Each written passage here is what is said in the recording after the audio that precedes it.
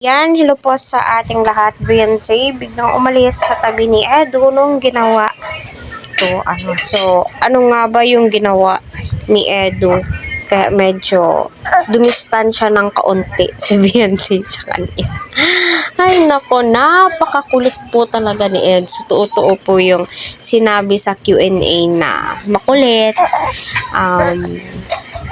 caring, So, totoo naman po at nakikita naman po natin yun kay Edo, di ba?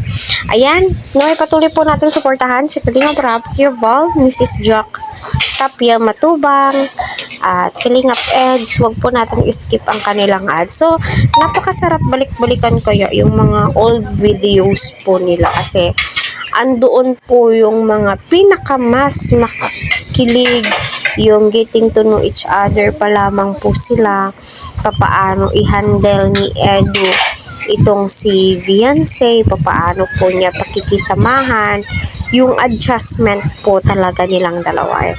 Kita naman po natin ngayon ay mas lalo po silang nagbibigay aliw sa atin, di ba?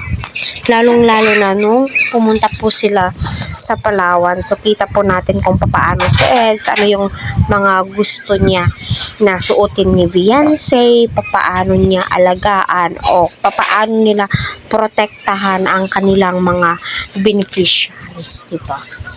At kita naman po natin na napaka-sexy nga po talaga ni Beyonce. So, panoorin muna natin.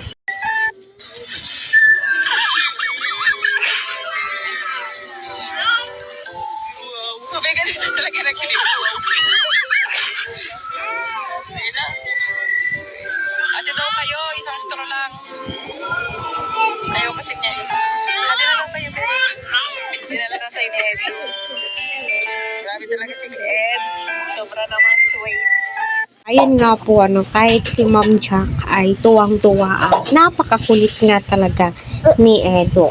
Aside sa napakakulit, ay napaka-caring naman po talaga kay Beyonce na tila'y mag-jowa po sila dyan,